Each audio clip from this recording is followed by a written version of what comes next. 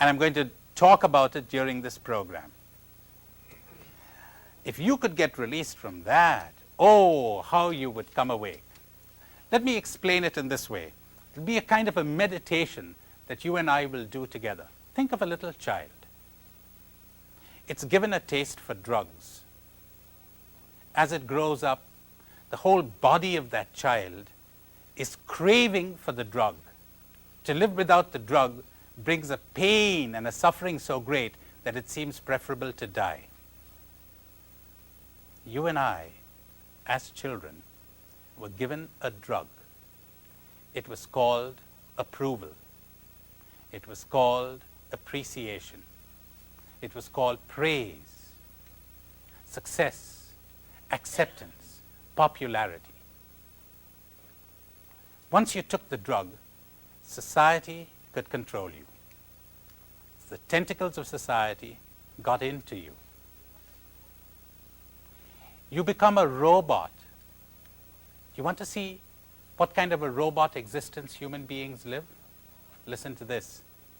You've got the robot who comes here, and I say, "Ma, you're looking pretty," and the robot goes right up. I press a button called appreciation, and right up it goes. Then I press another button called criticism, flat on the earth.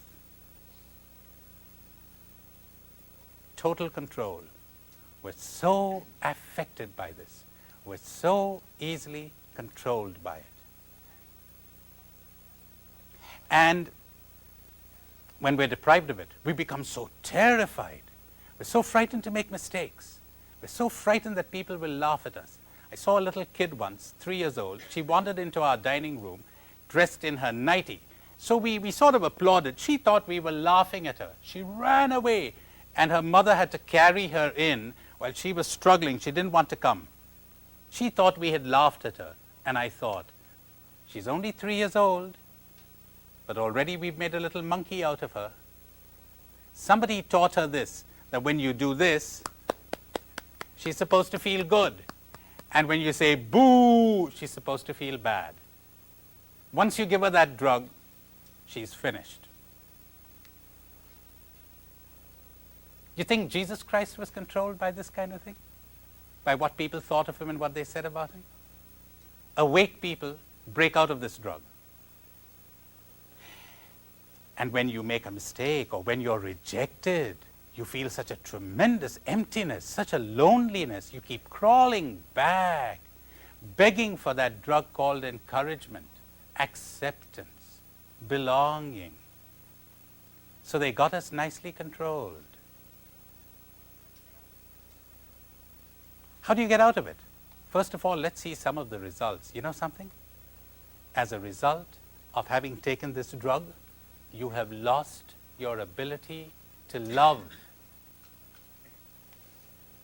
You know why? Because you cannot see any human being anymore.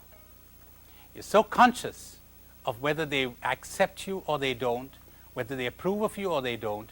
You're seeing them as a threat to your drug or as a support to your drug. Think of the politician. The politician frequently doesn't see people at all. He sees votes. And if you're neither a threat nor a support to his getting votes, he doesn't even notice you. The businessman, he sees big bucks. He doesn't see people. He sees business deals. But we're no different if we're under the effect of this drug.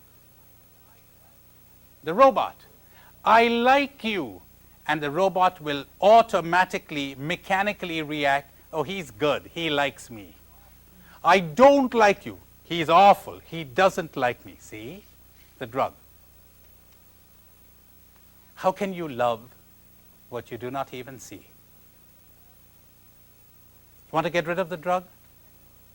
You have to tear those tentacles out of your system. They've gone to the marrow of your bones. This control that society exercises over you. By seeing what they are doing to you. If you're able to do that, everything will be the same, but you will have dropped out. You will be in the world, but you will no longer be of the world. But you know how terrifying this is? Initially, it's like asking someone, a drug addict, who's going through withdrawal symptoms, it's like saying to him or her, listen, why don't you enjoy good, nourishing food and clean water from the mountain stream and the nice fresh morning air? Give that up for your drug. He cannot conceive of it. He cannot live without it. That's how terrible it is. That's how terrifying. How do you get out of it? Well, you've got to face that terror. You've got to understand the state you're in. What a terrible state, because you cannot live without people. It brings a tremendous loneliness. But then when you're with people, there's always that tension. You want to love people, you have to die to people.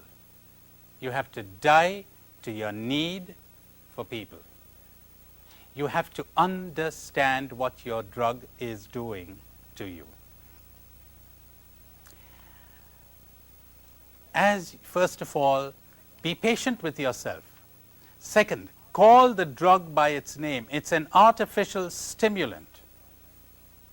You really want to enjoy life, enjoy the pleasures of the senses, enjoy the pleasures of the mind, enjoy your work, enjoy nature.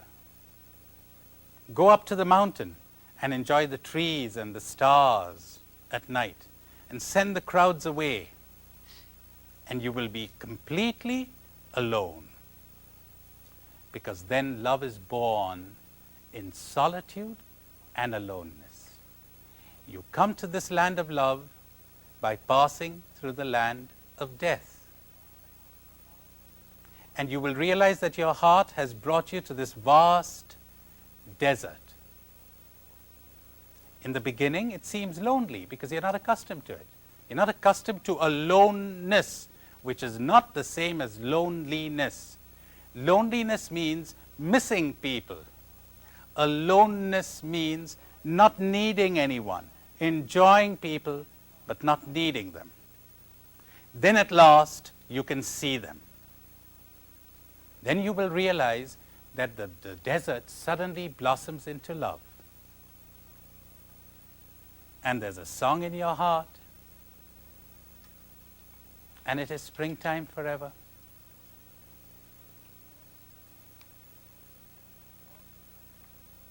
Give yourself proper nourishment. Call the drug by its name, and be patient the way you would with an addict. What powerful prayer that is. Let me give you a little meditation. Think of someone whose approval you need, you think you need, whose approval you desperately want, whose appreciation you want, and see if you can understand how in front of this person you have lost your freedom. Try that out. I'll give you a few seconds for that.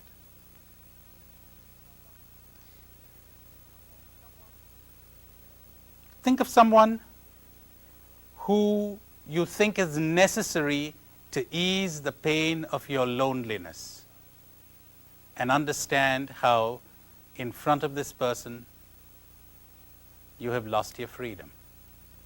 You're not free.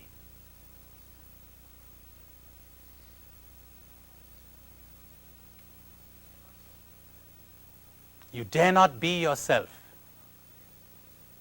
You cannot live like a king or a queen, a princess. Talking about being free, I'm reminded of this Irish prisoner who digs a tunnel underground under his prison cell, and he makes it to freedom through this tunnel. He comes out in the middle of a school compound, and he couldn't contain himself, so he begins to jump up and down saying, "I'm free, I'm free, I'm free." There was a little girl watching him scornfully. She says, "That's nothing, I'm 4."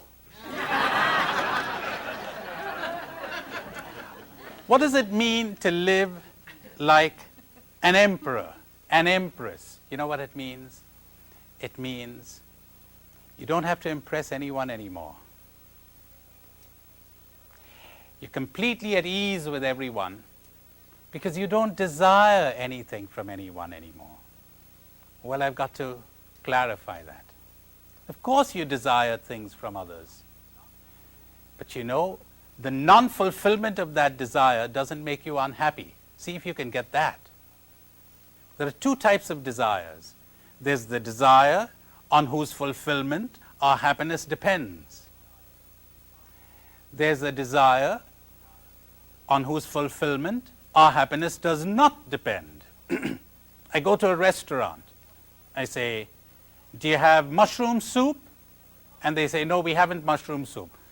You ruined my dinner. I'm going out. Let's get out of this place. Let's go somewhere else. Do you have mushroom soup? No. What do you have? How about sweet corn and chicken? Well, that's pretty good. I'd enjoy that too. What about tomato? I'd enjoy that too. See? The fulfillment of that desire does not affect your happiness. You're happy with it or without it. Like the guy who's waiting at the maternity ward and the nurse comes in and says, did you want a boy or a girl, sir? He says, I wanted a girl. She says, well, I got bad news for you. It's a boy. He says, that's all right. That was my second choice. And a boy. How do you get this kind of guy down, huh? When you don't have to defend yourself anymore to anyone, you don't feel the need to apologize. Can you imagine that? You don't feel the need to explain. You don't have to impress. You're not bothered by what they say or what they think. It doesn't bother you. You're unaffected. My. Now love will begin. Not till then. Because you know something? As long as I need you, I cannot love you. As long as I need you for my happiness, I cannot love you. We'll take this up in the next program. How about this? I'll field a few questions if you have any.